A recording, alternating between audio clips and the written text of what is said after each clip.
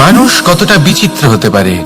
সব সময় স্বপ্ন দেখতে থাকে যে কাল আমি এটা করব, কাল আমি ওটা শুরু করব, কাল আমি ওটা সম্পন্ন করব। এই যে কাল শব্দটা, এই কাল অত্যন্ত বিচিত্র এক শব্দ। আমরা সবসময় এটাকে আসতে দেখতে পাই, কিন্তু এটা আসাতে বর্তমানে পরিণত হয়। আবার আজ নতুন কাল দেখতে পাই, তার জন্য অপেক্ষা করি, যখন সেটা সামনে আসে বর্তমানে পরিণত হয়।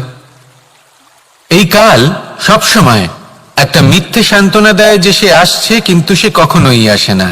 যেটা আপনার হাতে রয়েছে তা হলো আজ, বর্তমান।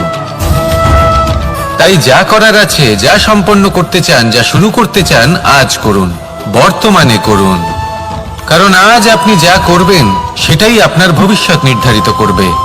ভবিষ্যতের বিষয় ভাবতে থাকলে ভবিষ্যৎ সুন্দর হবে না। আজ কর্ম করতে হবে। তাই আজ বর্তমানে জীবনযাপন করুন, কর্ম করুন, আর আমার সাথে ভালোবেসে বলুন, রাধা রাধা। পঞ্চম তত্ত্ব, আকাশ, নব, ব্যোম। আসলে কোন ভ্রম নাকি সত্য? ভ্রম তো হতে পারে না, কারণ ভ্রমের মধ্যে কেউ বাঁচতেই পারে না। আর যদি সত্য হয় তাহলে এতটাই বিশাল যে আমাদের চোখের থেকে, আমাদের ইন্দ্রিয়ের থেকে, আমাদের মস্তিষ্কের থেকে, আমাদের চিন্তা ভাবনার থেকেও অনেক ঊর্ধ্বে, যাকে আমরা বুঝতেই পারি না। এটা যতটাই বিশাল আকার, ঠিক ততটাই সরল। এই আকাশ যতই অন্ধকারাচ্ছন্ন, ততটাই আলোর প্রকাশ প্রদান করে থাকে। দেখতে গেলে এ হলো জীবনের সঞ্চালক, কিন্তু যদি ক্রুদ্ধ হয়ে যায় তাহলে প্রাণ কেড়ে নিতেও দ্বিধাবোধ করে না। এই আকাশ শুধুমাত্র পৃথিবী লোক নয়, বরং এই সমগ্র ব্রহ্মাণ্ডকে, এই সমগ্র সৃষ্টিকে, এর প্রত্যেকটা তারাকে, প্রত্যেকটা গ্রহকে একটা বিশেষ স্থান প্রদান করে। এর নিজের কোনোই অস্তিত্ব নেই, কিন্তু সকলকে অস্তিত্ব প্রদান করে। এটাই হলো এই আকাশের মাহাত্ম্য। এই আকাশে হলো মাহাত্ম্যের প্রতিরূপ, যা আমাদের ভাবনা দ্বারা উৎপন্ন হয়। আপনিও আকাশের মতো এই বোধকে আপন করে নিন। আপনার জীবনও আকাশের মতন মহান এবং বিশাল হয়ে উঠবে। আর তখনই মন সুপ্রসন্ন হয়ে বলবে, রাধা রাধা। আপনার থেকে বড়, আপনার থেকে মহান হলেন সেই গুরু। এটা কি আবশ্যক যে সেই গুরু কোনো ব্যক্তিই হবেন? কখনোই নয়। গুরু হলেন একটা তত্ত্ব, গুরু হলেন একটা শক্তি। গুরু একজন ব্যক্তি হলে শুধুই একজনই হতেন, কিন্তু তা নয়। গুরু হলেন একটা অনুভূতি, গুরু হলেন শ্রদ্ধা। গুরু তিনি যিনি আপনার ব্যক্তিত্বের পরিচালক হন। গুরু তিনি যিনি আপনার ব্যক্তিত্বের নির্মাতা হন। আপনি কখন, কোথায়, কোন স্থানে, কি রূপে গুরু লাভ করবেন আর কি শিক্ষা লাভ করবেন তা নির্ভর করছে আপনার মানসিকতার উপর, যে আপনি সকলকে কিভাবে আপন করে নিতে পারেন। যদি আপনি গুরুকে আপন করতে চান, জ্ঞানকে আপন করতে চান, তাহলে আপনার মধ্যে শ্রদ্ধা জাগ্রত করতে হবে, সামর্থ্য জাগ্রত করতে হবে। আপনি গুরু এবং জ্ঞানকে আপন করে নিতে পারলে তা এমনিই আপনাকে মহান করে তুলবে। তাহলে আসুন আর আমার সাথে ভালোবেসে বলুন, রাধা রাধা। এই সংসারে এমন কিছু মানুষ আছেন যাদেরকে আপনার ভালো লাগে, তারা আপনার প্রিয়। আমরা চাই ওনারা আমাদের কাছে থাকুন, আমরা ওনাদের কাছে থাকি। এবার সেই ক্ষেত্রে আমরা তাদের ভালো ভালো উপহার দেওয়ার চেষ্টা করি, কারণ ওনারা হলেন আমাদের প্রিয়। আর তার বদলে আমরা আশা করে থাকি যে ওনারা আমাদের একটু সম্মান করবেন। এবার এই মানুষজন যারা আমাদের প্রিয়, এদের আমরা একটা উপহার দিই। সোনা দিয়ে থাকি, আভূষণ দিয়ে থাকি, হিরে মুক্তো দিয়ে থাকি। কিন্তু যদি ভেবে দেখি, এই সবকিছুরই একটা মূল্য আছে। ভেবে দেখুন, আপনি কি তাদের এমন কোনো উপহার দিতে পারেন যা কিনা অমূল্য? তা এরকম উপহার কি হতে পারে? ঠিক বলেছেন আপনি, প্রেম। এই প্রেমই হলো অমূল্য, কারণ মন থেকে এর উৎপত্তি হয়। না চেয়ে পাওয়া যায় আর না ছিনিয়ে নেওয়া যায় এই ভালোবাসা। ঠিক এইরকমই হয় এই সম্মান। যদি সম্মান করো তাহলে মন থেকে এবং ভালোবেসে করো, ভয় পেয়ে নয়। মনে রাখবেন, যে মাথা ভয়ের দ্বারা নত হয়, বিরোধিতাও প্রথমে সেই করে থাকে। যে মাথা ভালোবেসে নত হয় তা আপনার জন্য বলিদানও দিতে পারে। এই সংসারের সব থেকে বড় উপহার, সব থেকে বড় বরদান এই প্রেম এবং সম্মান। তাকে সম্মান করুন আর আমার সাথে ভালোবেসে বলুন, রাধা রাধা। কখনো কোনো চাতককে দেখেছেন? একটা চাতক বর্ষার জন্য অপেক্ষা করে, সেই বর্ষার জলে নিজের তৃষ্ণা নিবারণ করে, নয়তো সারা বছর তৃষ্ণার্ত থেকে যায়। ও আকাশের দিকে তাকিয়ে থাকে আর অপেক্ষা করে যে কবে বর্ষা হবে আর কবে আমি আমার তৃষ্ণা নিবারণ করব। সেখানে অন্যদিকে একটি কাক বা একটা পায়রা, এরা কি করে? যেখানে জল পায় পান করে নেয়, যেখানে খাবার পায় খেয়ে নেয়, আত্মীয় স্বজন বন্ধু বান্ধব যাকেই পায় তার সাথে সময় কাটায়, খাবার খায় আর চলে যায়। এবার এদের মধ্যে মিল কোথায় আর পার্থক্য কোথায়? দুজনের কাছেই ডানা রয়েছে, দুজনেই উড়তে পারে। এই আকাশ হলো ওদের, খাবারের দানা ওদের। পার্থক্য হলো তাদের অভিলাষার, পার্থক্য হলো তাদের আকাঙ্ক্ষার, পার্থক্য জীবন যাপনের ধরনের। এবার যত বেশি আকাঙ্ক্ষা থাকবে, যত দামি জীবন যাপন করার ইচ্ছে থাকবে, তত বেশি কষ্ট আপনাকে সহ্য করতে হবে। আবার অন্যদিকে জীবন যত সরল হবে, জীবন যাপন যত সরল হবে, সমস্যা ততটাই কম হবে। তাই সবসময় চেষ্টা করবেন আপনার মানসিকতা এবং আপনার জীবন যেন সরল হয়। ভালোবাসতে থাকুন। যদি কেউ আপনাকে ভালোবাসে, তাকেও আপনি ভালোবাসা ফিরিয়ে দিন। তাদের সাথে কথা বলুন, কিছু তাদের কথা শুনুন, কিছু নিজের কথা বলুন। দেখবেন সকল তাপ উত্তাপ দূর হয়ে গেছে। এটাই তো হলো জীবনের সারমর্ম। তাই প্রেমে থাকুন, ভালোবাসুন, আর ভালোবেসে আমার সাথে বলুন, রাধা রাধা। ক্ষমা একটা অত্যন্ত সুন্দর শব্দ, আমার খুব প্রিয় শব্দ।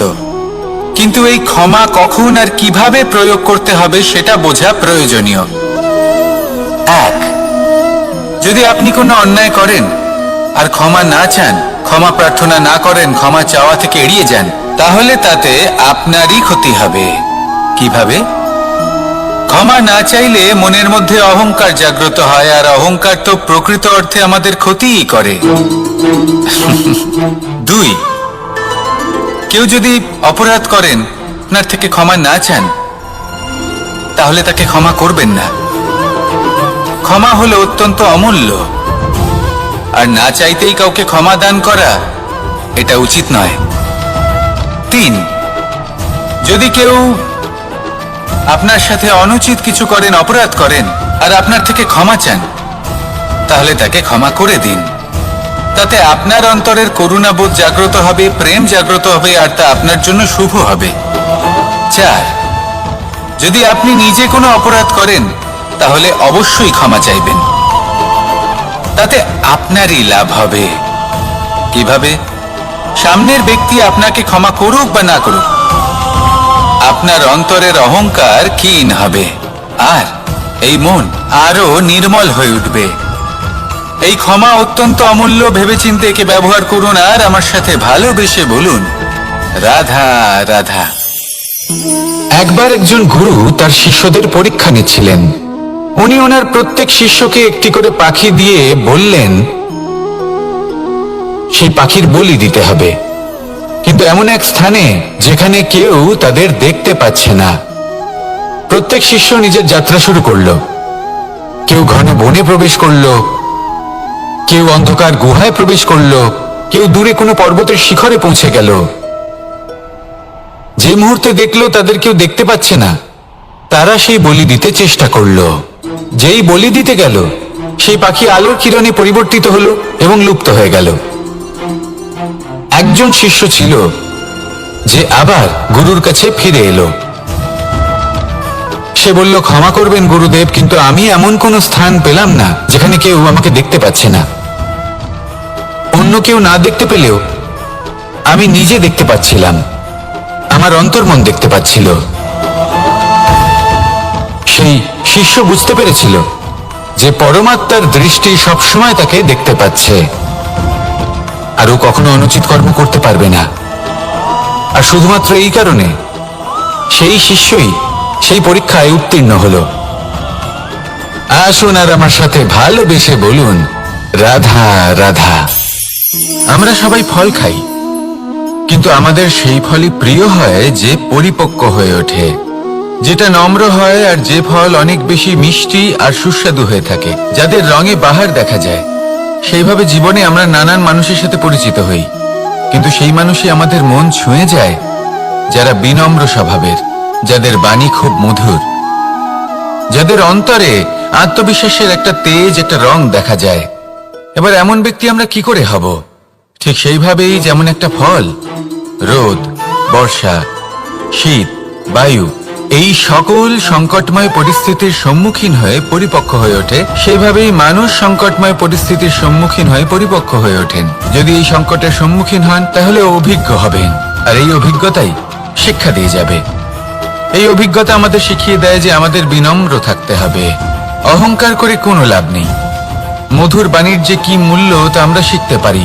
এই অভিজ্ঞতাই আমাদের বুঝিয়ে দেয় যে উচিত অনুচিত কোনটা, আমাদের দৃষ্টিভঙ্গি তৈরি করে, আর এই দৃষ্টিভঙ্গি দ্বারা আত্মবিশ্বাস জাগ্রত হয়। সেই জন্য জীবনে কখনো বিপদ থেকে দূরে পালাবেন না, সেগুলো সম্মুখীন হন, অভিজ্ঞতা লাভ করুন, তার থেকে শিক্ষা লাভ করুন, এইভাবেই পরিপক্ক হবেন। আসুন আমার সাথে ভালোবেসে বলুন, রাধা রাধা। মানুষ বর্তমানে নিজের জীবন অতিবাহিত করেন, কিন্তু তার জীবনে অতীতকাল এবং ভবিষ্যৎকাল এই দুটোরই সমান গুরুত্ব রয়েছে। অতীতকাল অতিবাহিত হয়ে গেছে এবং সেটা জীবিত থাকে আমাদের স্মৃতি হিসেবে, এবং ভবিষ্যৎ হলো সেটাই যেটা আমরা শুধুমাত্র কল্পনাই করতে পারি। এবার অতীতের কিছু স্মৃতি এমন থাকে যা আমাদের কাছে আনন্দময় হয় না, তা কটু হয়, দুঃখজনক হয়, যন্ত্রণাদায়ক হয়। আমরা যা কিছুই করি তা বদলে ফেলতে পারবো না, কিন্তু ভবিষ্যৎকাল সেটা আমরা রচনা অবশ্যই করতে পারি, যদি আজ আমরা শ্রেষ্ঠ কর্ম করি। যদি আজকের এই দিনটা আমরা আনন্দের সাথে অতিবাহিত করি, সুখের সাথে অতিবাহিত করি, এক একটা মুহূর্ত আমরা আনন্দ এবং ভালোবাসার সাথে অতিবাহিত করি, আপনার আজকের এই কর্ম আপনার ভবিষ্যৎ নির্ধারণ করবে। আজ আপনি যেভাবে জীবন কাটাবেন তা ভবিষ্যতে গিয়ে অতীতকালে পরিণত হবে, আর তখন আপনি এমন স্মৃতি খুঁজে পাবেন যেখানে আপনি প্রত্যেকটি মুহূর্ত প্রেম এবং আনন্দের সাথে অতিবাহিত করেছেন, এবং সেই স্মৃতি মধুর হবে। তাহলে আজ শ্রেষ্ঠ এবং উচিত কর্ম করুন, আপনি নিশ্চিত রূপে একটি উজ্জ্বল, শুদ্ধ, পবিত্র এবং আনন্দময় ভবিষ্যৎ লাভ করবেন। আসুন আমার সাথে ভালোবেসে বলুন, রাধা রাধা। এই সংসারে অনেক অনেক এমন জ্ঞানী আছেন যারা নিজের সমস্ত জীবন জ্ঞান অর্জন করতে অতিবাহিত করেছেন।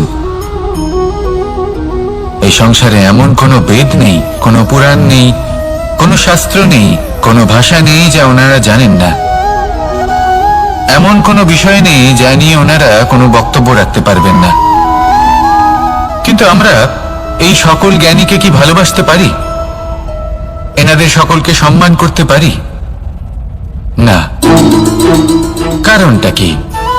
দেখুন, বেদ পড়া একটি আলাদা বিষয়, বেদনা বুঝতে পারা অন্য ব্যাপার। এবং বেদনা বোঝার জন্য, সেই জ্ঞান লাভ করার জন্য আপনাকে মন থেকে করুণা এবং প্রেমের সঠিক অর্থ বুঝতে হবে। সামনের ব্যক্তির বেদনা বুঝতে হবে, তার যন্ত্রণাকে বুঝতে হবে। তারপর যে জ্ঞান আপনি অর্জন করেছেন বেদ থেকে, পুরাণ থেকে, শাস্ত্র থেকে, তা প্রয়োগ করে তার বেদনার নিবারণ করা, সেটা বেশি গুরুত্বপূর্ণ। সেই জন্য জীবনে শুধুমাত্র শাস্ত্র এবং বেদ পড়ে জ্ঞান অর্জন করতে সময় নষ্ট করবেন না। মন থেকে প্রেমের কি অর্থ সেই বিষয়ে জ্ঞান লাভ করার চেষ্টা করুন, করুণাও বুঝতে চেষ্টা করুন। একজন শ্রেষ্ঠ ব্যক্তি হয়ে উঠুন, আর আমার সাথে ভালোবেসে বলুন, রাধা রাধা।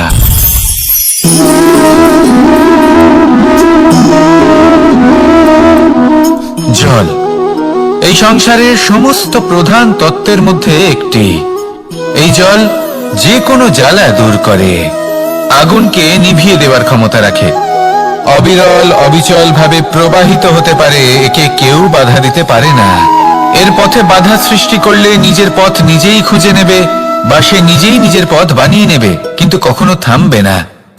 এই জল হলো মহান, আর এর একটা মহান গুণ আছে, এর নিজস্ব কোনো রং নেই, কিন্তু যখন মেঘ থেকে বৃষ্টি রূপে পৃথিবীতে ঝরে পড়ে তখন সমস্ত সংসারকে রঙিন করে তোলে। যেখানে খরা হয়েছে সেখানে শ্যামল করে তোলে, যে স্থান শ্যামল সেখানে ভিন্ন ভিন্ন প্রকারের পুষ্প ফুটিয়ে তোলে। এই জল, এই জলের মতন আমাদের হতে হবে। ওর যেমন কোনো রং নেই, আমাদেরও যেন কোনো অহংকার না থাকে। শুধু কর্মের এই ধারাতে বইতে থাকুন, এই সংসারের মঙ্গল করতে থাকুন, শ্রেষ্ঠ কর্ম করতে থাকুন। এই সংসারকে এটা বলার কোনো প্রয়োজন নেই যে আপনি কে। আপনি যদি কর্ম করতে থাকেন তাহলে এই সংসার নিজে থেকেই আপনার মূল্য জানতে পারবে, আর তখন এই মন প্রসন্ন হয়ে বলবে রাধা রাধা। বড়ই অদ্ভুত ব্যাপার, একটি পাথরের প্রতিমা যখন মন্দিরে স্থাপিত হয় তখন তা আমাদের কাছে ভগবান সম হয়ে দাঁড়ায়, কিন্তু যখন একজন জীবিত মানুষ মন্দিরে গিয়ে থাকেন তখন তার শরীর, মন, আত্মা সেই সব পাথর সম হয়ে দাঁড়ায়। কিন্তু এমনটা আমি ঠিক কেন বললাম ভেবে দেখুন। মানুষ এটা চান যে কোনো পরিস্থিতি, যে কোনো স্থানেই তার বিজয় হোক, কিন্তু এখানে এসে সে পরাজিত হয়। এরকম ঠিক কেন হয়? সমস্ত খেলা হলো ভাবনা চিন্তার, বিচারধারার, দৃষ্টিভঙ্গির, উত্তরদায়িত্বের খেলা।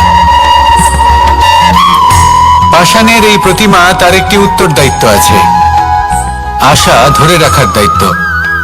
সেই আশা জানিয়ে মানুষ মন্দিরে আসেন।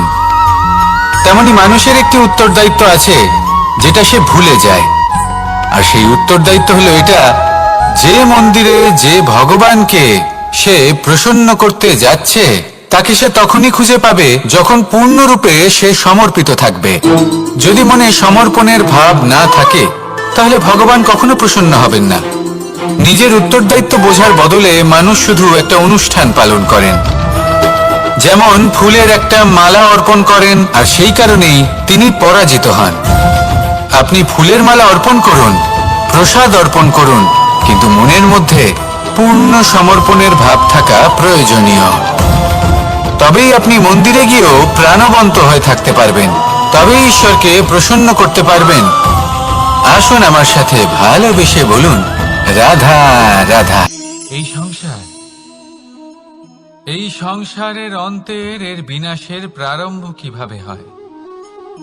কোন যোগের মাধ্যমে, কোন ভয়ানক অসুরের আগমনে, নাকি প্রকৃতির রাগের কারণে?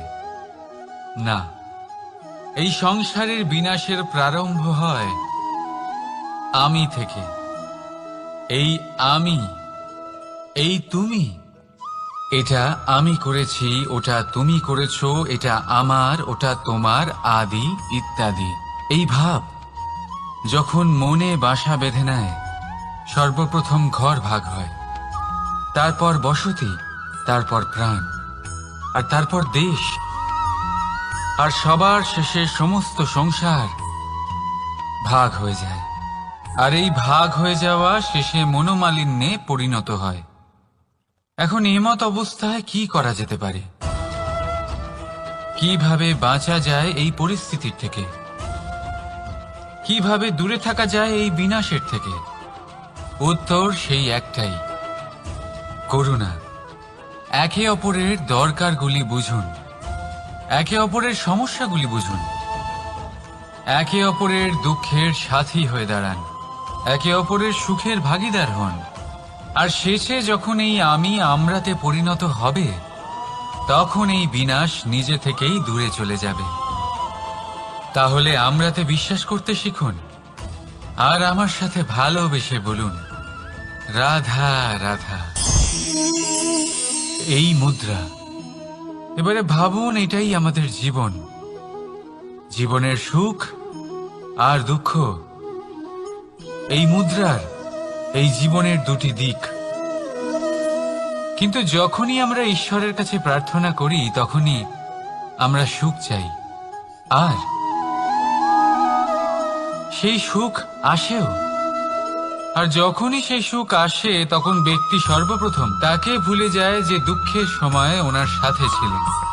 আর এমত অবস্থায় উনি সাহায্য করেন না, উনি করেন উপকার। আর এই উপকারের বদলে মানুষের থেকে উনি নিজের জন্য শ্রদ্ধা চান।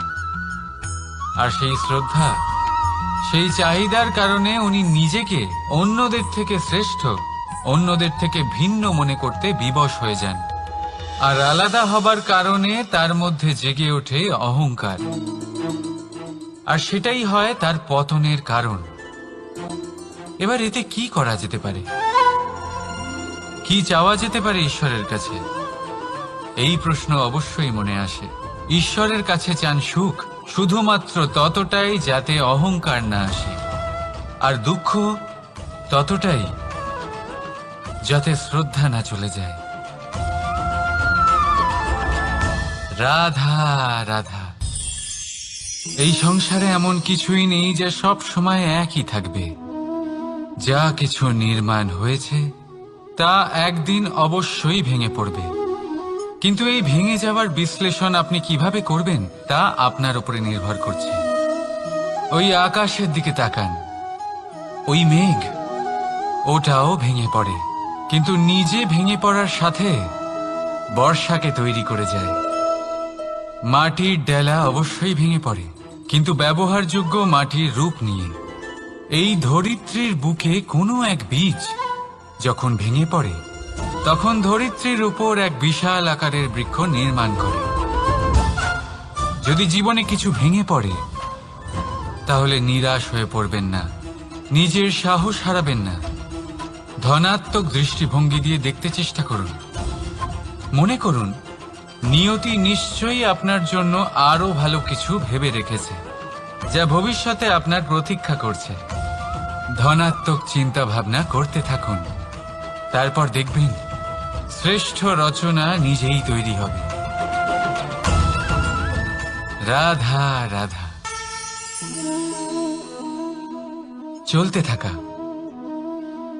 থেমে যাওয়া, বিশ্রাম নেওয়া, তারপর দম নিয়ে পুনরায় দাঁড়িয়ে পড়া, আর তারপর আবার সেই পথ চলা। এটা জীবনের অভিন্ন এক অঙ্গ, এটার থেকে আপনি পালাতে পারবেন না।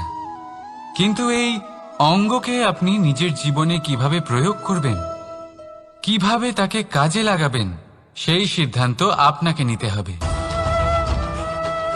যারা হেরে যান তারাও জীবনে থমকে যান, আবার যারা জেতেন তারাও দাঁড়িয়ে পড়েন। যারা হেরে যান তারা হাঁপিয়ে দাঁড়িয়ে পড়েন, যারা জিতে যান তারা দাঁড়িয়ে পড়েন সেই সর্বোচ্চ স্তরে পৌঁছে গিয়ে। এবার দাঁড়াতে তো আপনাকে হবেই, তা হতেই হবে। কিন্তু কখন, কিভাবে দাঁড়াবেন, ক্লান্ত হয়ে নাকি সর্বোচ্চ স্তরে পৌঁছে গিয়ে, সেই সিদ্ধান্ত আপনার।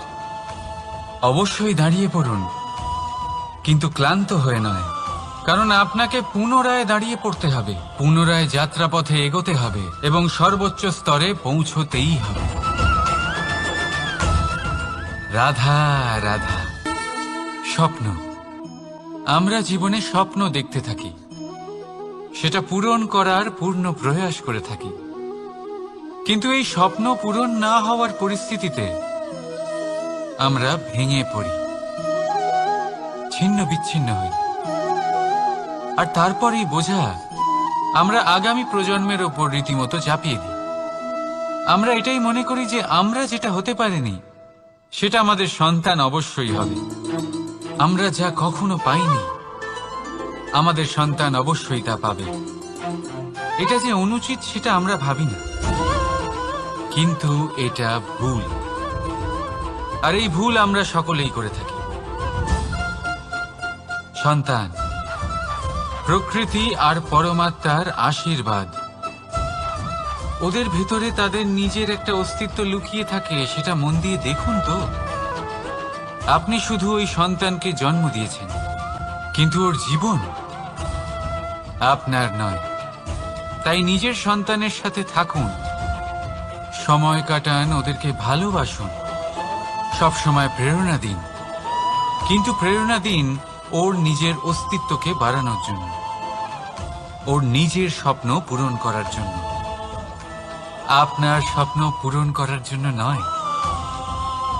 ওদের অস্তিত্বকে পূর্ণাঙ্গে বৃদ্ধি পেতে দিন। রাধা রাধা। এই পুকুর দেখছেন আপনি? পুকুরের জল কখনো প্রবাহিত হয় না, একই স্থানে জমে থাকে, আর সেই কারণে কিছুদিন পর ময়লা হতে শুরু করে। কিন্তু তাও আমরা একে ত্যাগ করি না, আমরা তবুও একে পুজো করি। শুধুমাত্র এই কারণে নয় যে অতীতে সে আমাদের তৃষ্ণা মিটিয়েছে, কিন্তু এই কারণেও যে যদিও বা সে ভবিষ্যতে আমাদের তৃষ্ণা না মেটায়, কিন্তু প্রয়োজন হলে আগুন অবশ্যই নেভাতে পারে। ঠিক সেই রকমই হয় আমাদের সম্পর্ক, সম্পর্ক যা আমরা বহু বছর পরিশ্রম করে তৈরি করি, যে দরকার পড়লে আমাদের সহায়ক হয় কোনো না কোনোভাবে।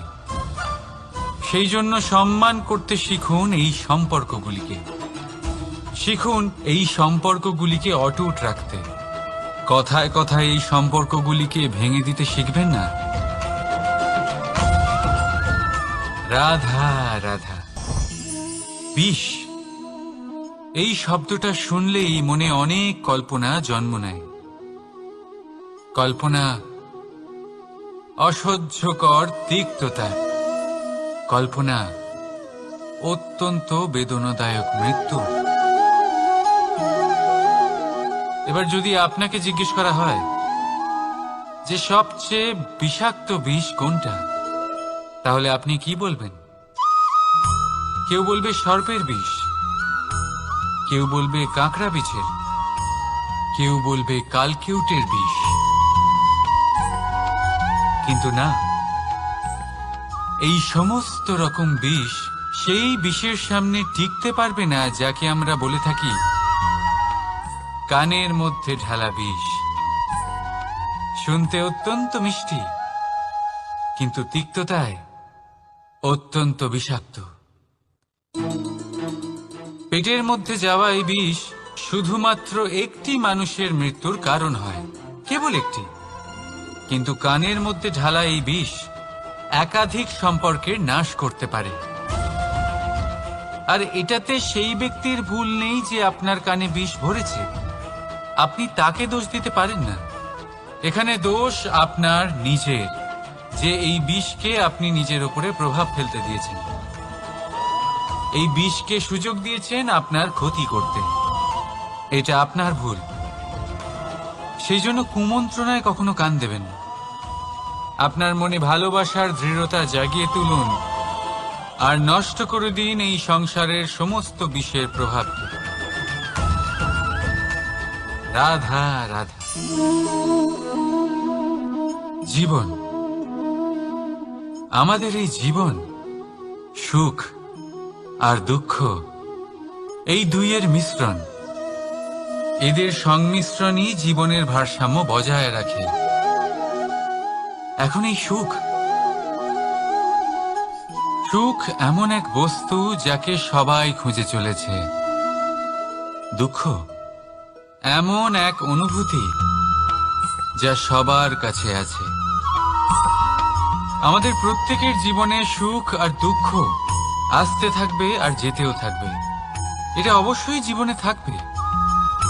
কিন্তু সফলতা, এটা সবার জীবনে আসে না। কেন? কারণ এই সফলতা সুখ আর দুঃখের দ্বারা প্রাপ্ত হয় না। সফলতা প্রাপ্ত হয় নিজের উপরে বিশ্বাস করতে থাকলে।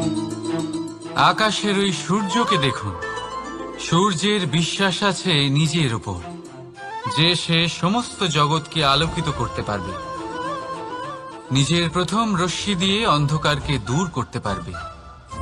সূর্য এই বিশ্বাস নিয়েই আসে, আর কিছুক্ষণের মধ্যেই সমস্ত সংসার থেকে অন্ধকারকে বিনাশ করে ফেলে সে। তাহলে মনে রাখবেন, এই সুখের আভাস, এই দুঃখের অনুভূতি আসতেও থাকবে আর যেতেও থাকবে। শুধু নিজের উপরে বিশ্বাস রাখুন, তারপর দেখবেন এই সফলতা আপনার দাস হয়ে থাকবে। রাধা রাধা। চাঁদ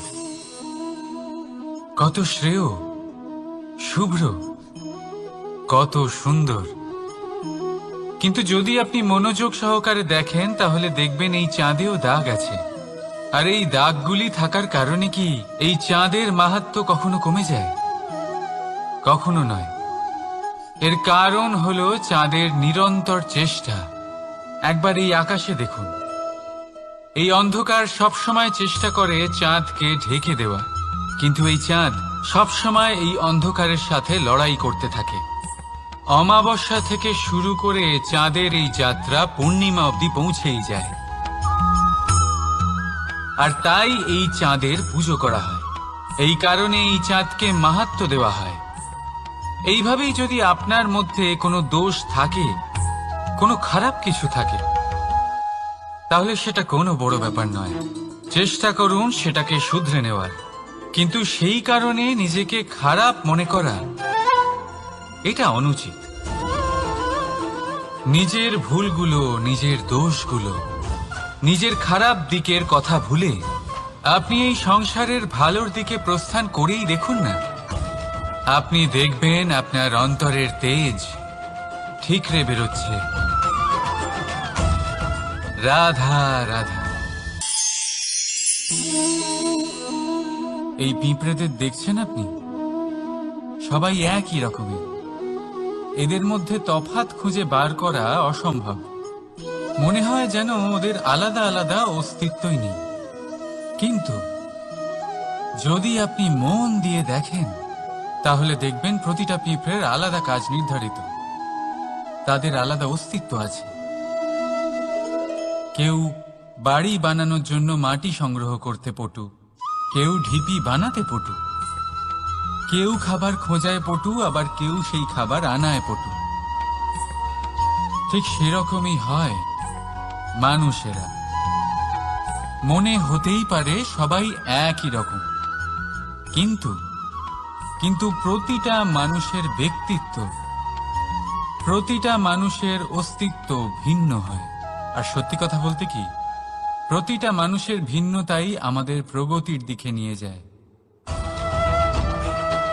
ভাবুন, যদি আপনাকে কারোর সাথে হাত মিলিয়ে চলতে হয়, তাহলে আপনাকে আপনার সোজা হাত তার উল্টো হাতে ধরে এগোতে হবে। এটাই সৃষ্টিকর্তার সৃষ্টির নিয়ম। ভিন্নতা, এই ভিন্নতাকে আশীর্বাদ ভেবে চলুন, এতে কোনো খারাপ নেই। রাধা রাধা। দাদা আমাকে বহুবার জিজ্ঞেস করেন যে কানাই, তুমি রাধার সাথে এই সংসারকে প্রেম শেখাতে এসেছো, তাহলে কেন তুমি রাধাকে এত বিরক্ত করো? কেন ও তোমাকে বিরক্ত করে? কেন এই ঝগড়াঝাটি হয়? কেন এই টানাপোড়েন চলে? এবার এটার উত্তর আমি কিছুটা এইভাবে দিতে চাই। পিঁপড়ে সেই বাড়িতেই প্রবেশ করে যেখানে মধু উপস্থিত আছে। যদি আপনার বাড়িতে মধু থাকে, কোনো মিষ্টি জিনিস থাকে, মিষ্টত্ব থাকে, তাহলে পিঁপড়ে সেখানে অবশ্যই প্রবেশ করবে। ঠিক এইরকমই হয় আমাদের সম্পর্ক। এর মধ্যে ছোটখাটো ঝগড়াঝাটি, টানাপোড়েন, রাগ করা, মন ভাঙানো, এই সব তো চলতেই থাকে।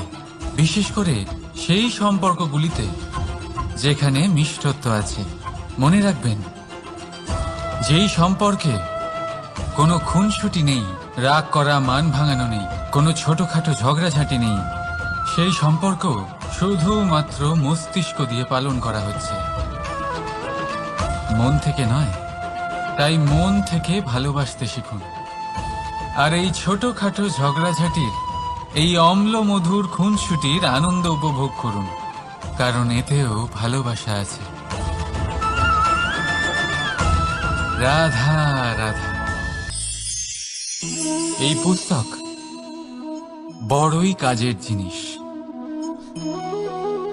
কাহিনী হোক, কবিতা হোক, স্মৃতি হোক, এতে যাই লিখে দেবেন তা ভবিষ্যতের পুঁজি হয়ে যাবে। কিন্তু যদি কখনো এমন হয় যে এই পুস্তক ময়লা হয়ে যায়, বা যদি কোনো পাতায় আপনি ভুল করে কালি ফেলে দেন, বা কোনো বাক্য লিখতে গিয়ে আপনি ভুল করে ফেলেন, তাহলে আপনি কি করেন? সেই পুস্তক কি আপনি তুলে ফেলে দেন? না, তাই তো। শুধু একটা পাতা ছিঁড়ে ফেলেন যাতে সেই পুস্তক সঠিক থাকে, সুন্দর হয়ে ওঠে। এই পুস্তকের মতোই হয় আমাদের সম্পর্ক। তার সেই এক পাতা, একটা ভুল। তাই যে কোনো সম্পর্কে যদি কারোর কোনো ভুল হয়ে গিয়ে থাকে, তাহলে সেই ভুলকে সম্পর্ক থেকে দূরে করা সঠিক হবে। সেই ভুলকে ভুলে যাওয়াই সঠিক হবে। সেই সম্পর্ক ভাঙা নয়, সেই সম্পর্ক সামলে রাখুন। কারণ ভুল তো সবার দ্বারা হয়। যদি এরকম করেন, তবেই জীবনরূপী পুস্তক আরো সুন্দর হয়ে উঠবে। একে অপরকে ক্ষমা করতে শিখুন, একে অপরের ভুলকে ভুলে যেতে শিখুন। তারপর দেখবেন এই জীবনে আরো আনন্দ আসবে, আর এই সম্পর্ক নিঃশ্বাস নিতে থাকবে। রাধা রাধা।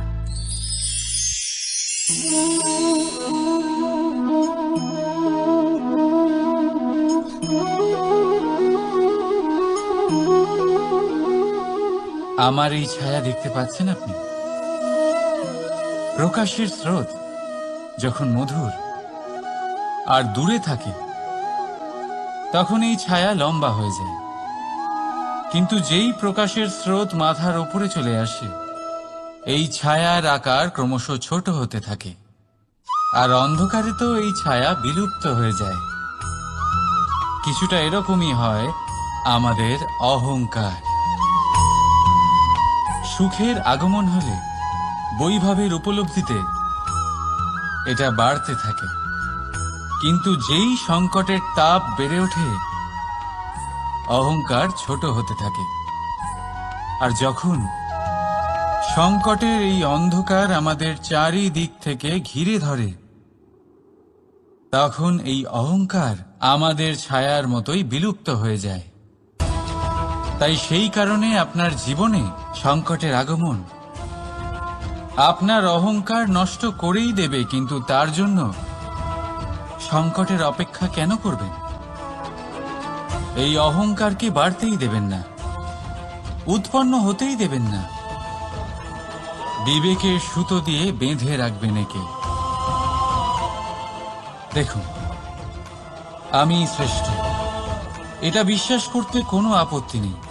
কিন্তু শুধুমাত্র আমি শ্রেষ্ঠ, আর কেউ নয়, এই আত্মসম্মান নয়, এ হলো অহংকার। আর অহংকার আর কিছুই নয়, শুধু পতনের দিকে প্রথম পদক্ষেপ। আর এই জীবনে পতনের দিকে নয়, প্রেমের দিকে এগিয়ে যান। আর আমার সাথে ভালোবেসে বলুন, রাধা রাধা। আপনি কি কখনো ফলে ফুলে পরিপূর্ণ বৃক্ষ দেখেছেন? তার ডালগুলো কিরকম স্বাধীনভাবে বেড়ে ওঠে। কিন্তু যদি এই ডালগুলো মূলের সাথে ঠিকভাবে যুক্ত না থাকে, সেই বৃক্ষের মূলগুলি গভীর না হয়, তাহলে কি হবে? তাহলে কি সে সেই সব সুবিধা পাবে? কখনোই নয়। সেই বৃক্ষের ডাল পড়ে যাবে, সেই বৃক্ষ ভূমিষ্ঠ হয়ে যাবে। ঠিক সেইভাবেই চিন্তা ভাবনার স্বাধীনতার আনন্দ আপনি তখনই আস্বাদন করবেন যখন আপনার শিক্ষা গভীর হবে। তাই স্বাধীন থাকুন দৃষ্টিভঙ্গিতে, কিন্তু যুক্ত থাকুন শিক্ষার সাথে। রাধা রাধা।